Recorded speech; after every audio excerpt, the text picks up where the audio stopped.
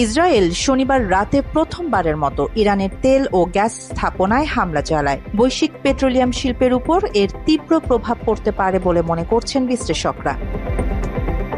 শুক্রবার ইরানের উপর বিমান হামলা শুরু করে ইসরায়েল। এই হামলায় ইরানের বেশ কয়েকজন শীর্ষ সামরিক কর্মকর্তা এবং পরমাণু বিজ্ঞানী নিহত হয়। পরমাণু স্থাপনায়ও বোমা হামলা চালায় ইহুদিবাদী রাষ্ট্রটি। রবিবার তাসনিম সংবাদ সংস্থা জানায়, দক্ষিণ পার্সের গ্যাস ক্ষেত্রে ইসরায়েলি হামলার পর ইরান সেখানে আংশিকভাবে উৎপাদন স্থগিত করে দেয়। দক্ষিণ পার্সের 14 নম্বর ফেজের 4টি ইউনিটের একটিতে আগুন লেগেছে, যার ফলে 1,20,00,000 ঘনমিটার গ্যাস উৎপাদন বন্ধ হয়ে গেছে। আল জাজিরার মতে দক্ষিণ পার্স গ্যাস ক্ষেত্রে বৈশ্বিক মজুদের প্রায় 20% রয়েছে। এটি ইরানের দক্ষিণ বুশেহর প্রদেশে অবস্থিত। ইরানের সিংহভাগ গ্যাস আসে এই ক্ষেত্র থেকেই। যুক্তরাষ্ট্র ও রাশিয়ার পরে বিশ্বের 3য় বৃহত্তম গ্যাস উৎপাদনকারী দেশ ইরান। এই গ্যাস ক্ষেত্রে কাতারেরও শেয়ার রয়েছে। এক্সন ও শেলের মতো কোম্পানির সহায়তায় কাতার এই ক্ষেত্র থেকে 77 মিলিয়ন টন তরলীকৃত গ্যাস নিয়ে ইউরোপ ও এশিয়ায় সরবরাহ করে। ইরানের তেল মন্ত্রণালয়ের মতে ক্ষেত্রটিতে আগুন নিভে গেলেও বিশ্বব্যাপী তেল শিল্পের উপর এর প্রভাব পড়বে, যা উদ্বেগজনক। হিন্দুস্তান টাইমস জানায়, এই হামলার ফলে বিশ্বব্যাপী তেলের দাম বেড়ে যেতে পারে।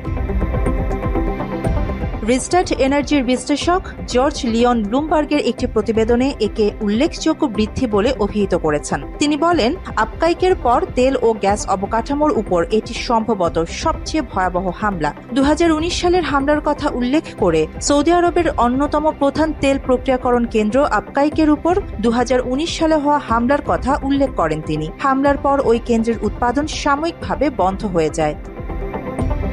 এদিকে ইরান বিশ্বব্যাপী জ্বালানি পরিবহনের জন্য গুরুত্বপূর্ণ হরমুজ প্রণালী বন্ধ করার হুমকি দিয়েছে। ইরানি জেনারেল ইসমাইল কোসারি শনিবার বলেন, তেহরান হরমুজ প্রণালী বন্ধ করে তেলের ট্যাঙ্কগুলোর উপসাগরে প্রবেশাধিকার নিয়ন্ত্রণ করবে কিনা তা পর্যালোচনা করছে।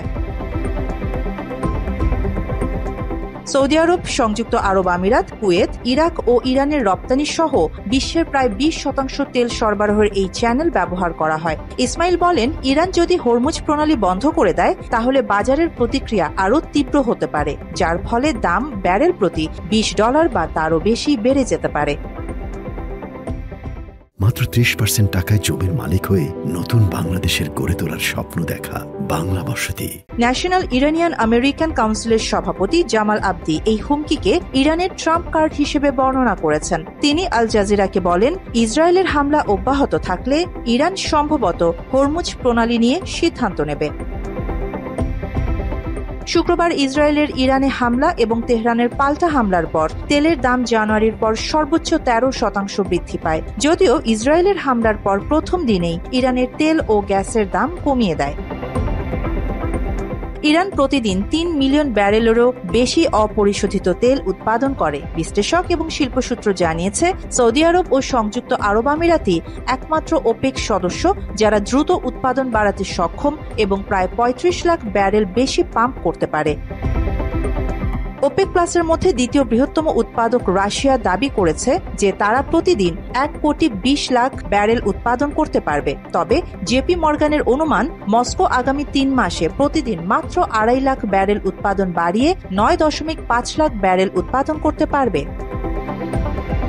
ইরান প্রতি বছর প্রায় 275 বিলিয়ন ঘনমিটার BCM গ্যাস উৎপাদন করে, যা বিশ্বব্যাপী গ্যাস উৎপাদনের প্রায় 6.5%। তবে রপ্তানির উপর মার্কিন নিষেধাজ্ঞার কারণে তারা অভ্যন্তরীণভাবে উৎপাদিত গ্যাস ব্যবহার করে।